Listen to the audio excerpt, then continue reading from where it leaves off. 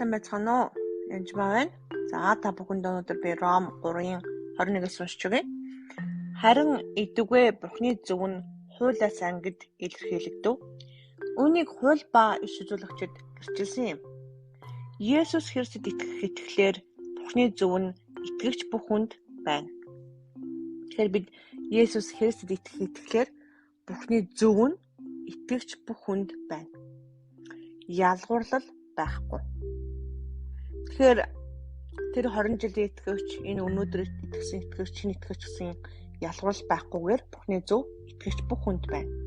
Тэгэхээр тэр нь Христэд итгэх итгэлээр ирдэг гэсэн үг. Бүгд нүгэл үйлчлээд Бурхны алдарт хүрдэггүй.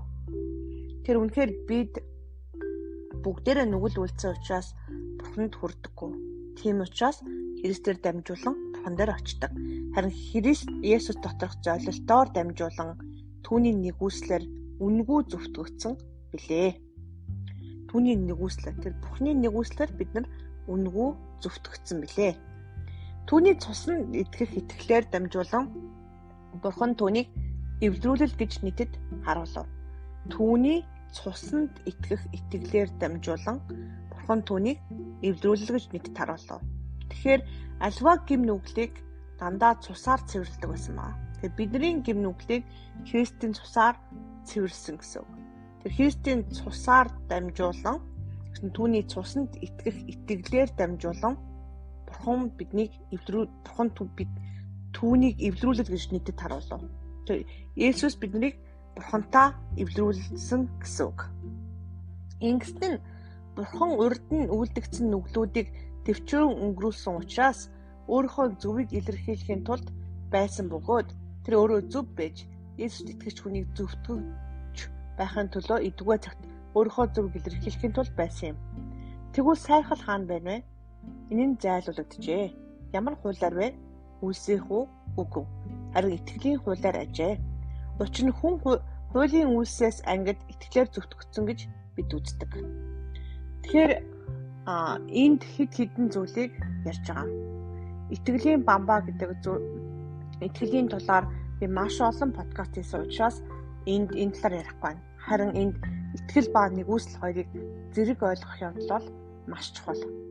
Зарим хүмүүс товт итгэл яриад итгэлээр хүмүүсийг эдгэх ёстой, чөлөөлөх ёстой, итгэлээр сул нэгнийгээ доош нь хийж үздэг бол нөгөө тал нь хитрхийх нэгүсэл яриад нэгүслэр аврагдсан учраас таны итгэл хамаагүй, үйлс хамаагүй та нарт ерөөсө Бурхан таныг аварсан учраас чи юу ч хийхгүй ч гэдэг юм уу? Тийм байдалтай байдаг. Аль нь буруу? Аль нь буруу тийм ээ? Жишээлбэл цэцгээр бол дан нар хэрэгтэй гэдээ наран тавьчих юм бол хатчил орхино.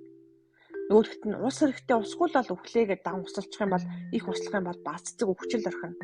Ус нар хоёр таарж ээж тэр бүхэн болдог. Альва зүйл нэгүсэл итгэл хоёр хоёлаа чухал. Үнэхээр эзний нэгүслэр эзэнд итгэх итгэлээр бид нар аврагдсан, чөлөөлөгдсөн байна. Гэтэ итгэл биднэрт итгэлгүй бол бид нар Бурханд таалагдахгүй. Энэ бүх зүйл Христ итгэлээр ирдэг байна. Итгэлийн хуулиар бас явдаг байна. Гэхдээ бид нар бие биенээсээ сайрахгүй буюу нэгүсээр аврагдсан гэдгээ хүлээн зөвшөөрөх ёстой. Гэхдээ итгэлийн бамбаа бол үнэхээр итгэл байхгүй бол дайсны хамаг сумыг өөрлөгөө авчнаа гэсэн. Тийм учраас нэгүслэх ярьдаг урсгалынхан яадаг вэ гэхээр маш их өртдөг байгаа. Ялангуяа дайсны суманд оногдчоод эзэн энийг надад зөвшөөрсөн юм аа. Энд чинь одоо ийм л учиртай шүү дээ гэж хэлдэг ба. Ялангуяа хүүхэд нь өвдөх ч юм уу, хань ижлэн өвдөх үед Бурхан энийг зөвшөөрсөн учраас надад өгж байгаа зовлонгоор дамжуулан би илүү сайн хүчтэй байна гэж хэлдэг.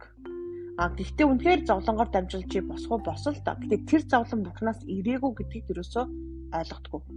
Нэгүслийнхэн болохоор бүх зүйл Бурханаас болохоор энийг болохоор төвчж өнгөрөх ёстой гэж хэлдэг.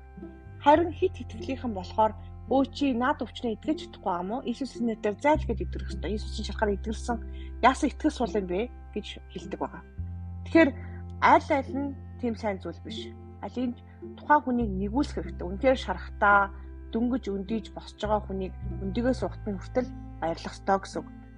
Тэгэхээр нэг сул дорой нэгнийгаа ивэнтгэж явах ёстой гэсэн үг. Шаардлагатай бол нэгнийхээ загалмайг үйлцгэл болно. Чи загалмайгаа өөр би би таны залмааг үүрэхгүй гэж хэлдэг хүмүүс байдаг. Ялангуяа итгэлээр явдаг улсууд.